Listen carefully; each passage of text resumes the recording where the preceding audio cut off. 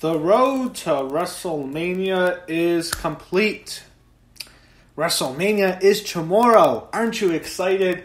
Live in front of a record-setting audience of 0 people. WrestleMania airs from the Performance Center in a 2-night event. The first night is 6 o'clock. You have a pre-show. 7 o'clock main show starts and it goes to 10:15 because it's already taped. Same thing as the second night, 10:15 it ends. So both are like 3 hours and 15-minute shows with an hour pre-show. I don't think I have any matches on the pre-show, so WrestleMania won't be very long this year. And you have 2 nights of wrestling. So, this is it. This is the go-home show. Here we go. Every year, man, when SmackDown comes, I'm so excited for WrestleMania. Oh my God, WrestleMania is coming in a few days. How could you not be excited? This year is even more exciting because it's on a Friday, so if this was going on as normal, what would have happened by now was Thursday you would have had the Hall of Fame. The Hall of Fame would have been over. Tonight, of course, would have been SmackDown. SmackDown would have been in Tampa. And then Saturday would have been NXT TakeOver. Sunday would have been WrestleMania. And then Monday would have been Raw, all in Tampa. But, not going to happen. Oh, man, it sucks. But this is the final build. So you start to show off. They have the ring stuff from Miz TV. I did not care at all. Kofi Kingston and the New Day come out. Him and Big E. Usos come out as well. Miz and Morrison finally come out. I just did not care. They didn't announce that the Miz is out, but the Miz is not wrestling. He is out of this match. It's going to be probably just John Morrison by himself. Maybe John Morrison finds a partner, but it's going to be John Morrison by himself in this match. Later tonight, they're going to announce, they're going to show actually Ric Flair's farewell match from WrestleMania 24, which was not really his last match, but he did show it again. You have Sasha Banks and Bayley come out. Sasha Banks is basically wearing a Mystique outfit, if you've seen the X-Men movies, with Bayley on commentary and Michael Cole's wearing a stupid hat. You have Tamina, Naomi, and Lacey Evans. No one cares. People, no one cares. It should just be a singles match at WrestleMania. Whatever. Bayley got involved. Sasha got involved too. She got thrown into the ring post. She took out Naomi. It comes down to, she took out Lacey. It comes down to Naomi and Tamina. Tamina hit the super kick after distraction from Bayley. Bayley goes in there, gets in Tamina's face, and she tries to make an alliance with her, but Tamina kicks her and she lays her out, and Sasha helps Bayley. So the whole thing is, Bayley just throws Sasha to the side. Now she wants to make an alliance with Tamina. My big fear is it's going to be like a stable with Bayley, Sasha, and Tamina. Tamina is just awful. I don't know. Well, her daughter, I know she's the daughter of Jimmy Snuka, so Vince loves Jimmy Snuka.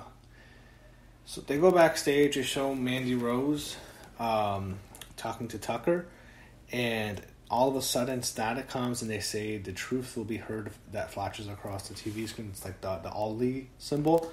We'll get to that later. Next, they show Shawn Michaels against Ric Flair from WrestleMania 24. I watched the whole match. Man, this was a great match. It took me back to 2008 watching this when I first saw how much fun it was watching. And not necessarily that I was enjoying it because I knew Ric was going to lose and retire, but it was just an incredible match full of so much emotion you just don't get in wrestling anymore. The whole "I'm Sorry, I Love You, Sweet Chin Music," 1, 2, 3. And they do show Ric Flair hugging his family after a match, after he loses, after he retires. He hugs a deceased Ric Flair, just said, and he kisses Charlotte Flair. She looks completely different. That's Ashley, her real name. Completely different person. It's crazy. But they didn't show Ric's when he walked up the ramp and they chanted "Thank you, Rick." They just showed him hugging his family, and that's how they cut off. But they showed Ric Flair's last match. That was really cool. That was a really great match. Really, that was actually a decent WrestleMania that year. They then recap. Michael Cole then announces that Universal Champion Goldberg defends his title against Braun Strowman at WrestleMania. Braun Strowman. Where's Roman Reigns? Any explanation? Now, we all know what's going on with Reigns, but no explanation. Zero explanation. What happened to Roman Reigns? They can just say it. Say he wasn't feeling right. I don't know, but that's it. They're not going to even bother. It's official. It's Goldberg, Braun Strowman at WrestleMania. They wrote Reigns off. That's it. In the back, they show Tucker approaching Otis. He told him he talked to Mandy Rose before, and she was asking about Otis. Otis got a text message and runs off, so here we go. Here's where everything starts. You have Dolph Ziggler against Tucker. This isn't much of a match. It's okay. Eventually ends in... basically what happens is Tucker hits a side slam for a near fall. They go outside. He tries to slam Ziggler into the ring steps, but Ziggler pokes him in the eye, and he hits a zigzag onto steel steps outside for a DQ. Ziggler disqualified. After the match, he's going to kill Tucker. Ziggler grabs the ring steps, and Tucker is on the base of the steps, the big part, so Dolph is going to sandwich him in, and then Mandy Rose and Sonya Deville come out, and they stop him. They walk out, and Mandy's able to stop him, and Otis hits, Dolph retreats, he runs away. Otis tends to his friend Tucker. Dolph is nervous. All of a sudden, we hear the truth will be heard flash across the TV screen with the Ali symbol. That's Mustafa Ali, his symbol. So, I'm going to tell you something. This is going to sound crazy. Have you ever heard of QAnon? I don't know if people have heard of QAnon.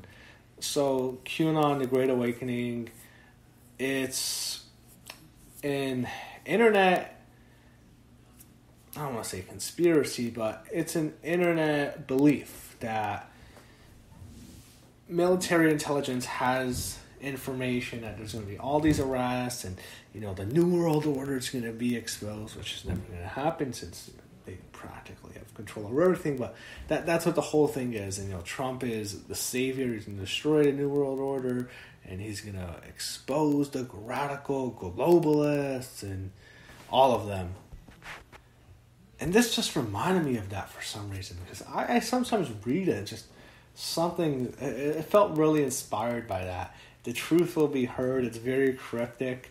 And eventually what happens is there's this hacker. Now, some people are comparing this to GTV back in 2002. That's what it probably could have been more like. But I got Q feelings because the symbol is very similar to it. All of a sudden, we see a guy. He's in a hood. Face is not exposed.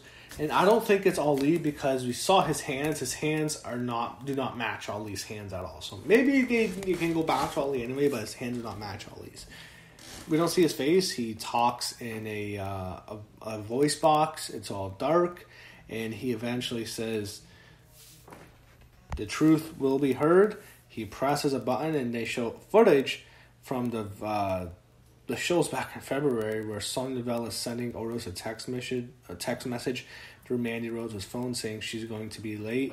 Sonya Deville deletes the message and conspired with Dolph Ziggler. They showed that footage. She told Ziggler she gets what she wants. Ziggler gets what he wants. What does Sonya want? That's the interesting thing. Does she want Mandy?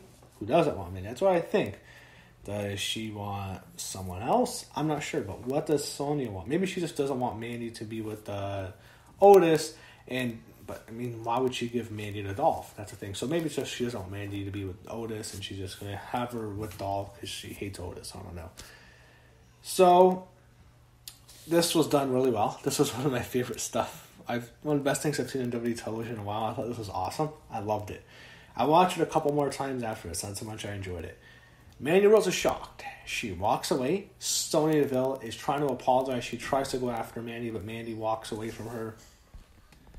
Dolph is running away now because Otis is going after him. Otis tackles Dolph to the ground.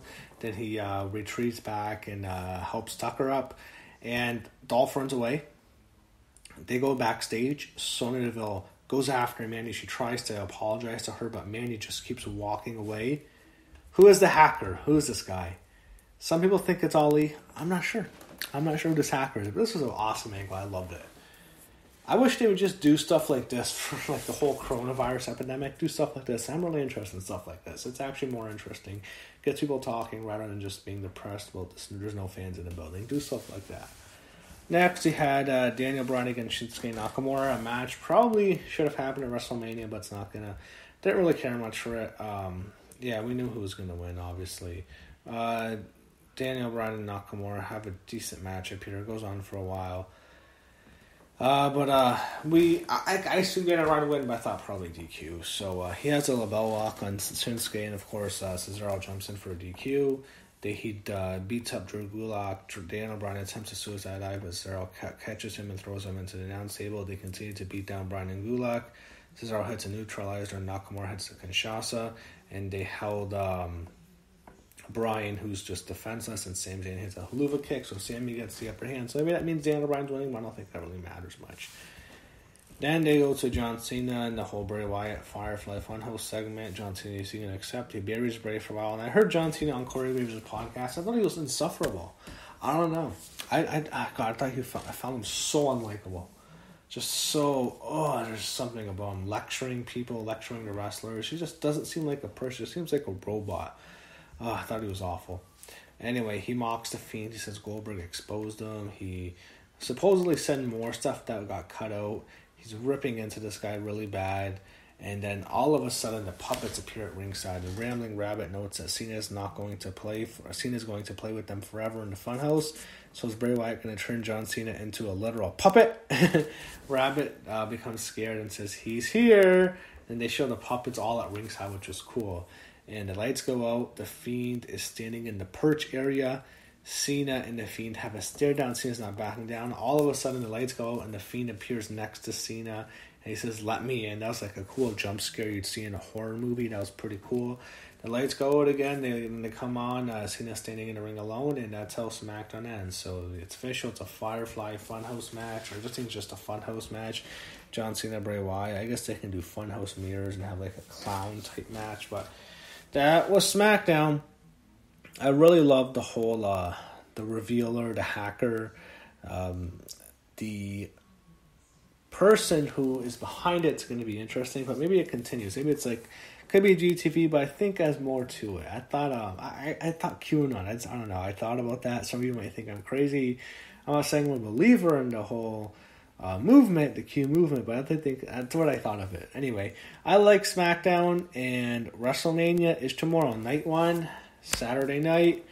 It is what it is. No real WrestleMania this year. It's WrestleMania in front of no audience in the Performance Center. It's not really WrestleMania. WrestleMania is still not for another year. That's WrestleMania 37 in LA. That'll be a real WrestleMania. We can get an actual one, but this WrestleMania is basically just it's WrestleMania in name only. That's all it is. It's a 2-night show. Maybe give us something entertaining, but not WrestleMania. It should not be called that. Just call it anything else. It's not Mania. We'll wait another year for WrestleMania. We're not going to get a WrestleMania in 2020. We'll get it in 2021, not in 2020. So that was SmackDown.